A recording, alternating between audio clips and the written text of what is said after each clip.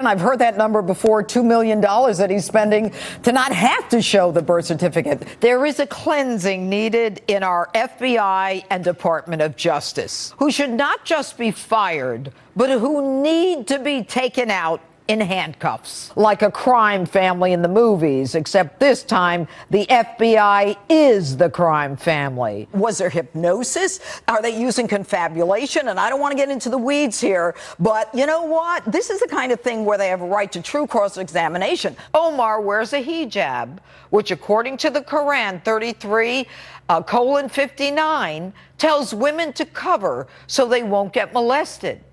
Is her adherence to this Islamic doctrine indicative of her adherence to Sharia law, which in itself is antithetical to the United States Constitution? What we're experiencing right now is the CIA, an intelligence agency, attempting a coup against the United States president. Christopher Wray is part of the deep state. The president's lawyers alleging a company called Dominion, which they say started in Venezuela with Cuban money and with the assistance of Smartmatic software, a backdoor is capable of flipping votes. If he believed that he won, pursuing all these avenues are okay for him because in themselves they are not illegal.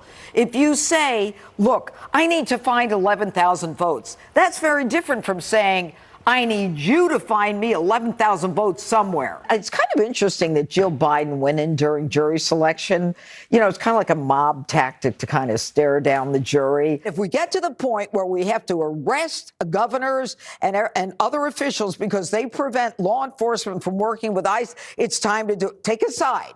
You're with the Americans or you're with illegals who need to be deported.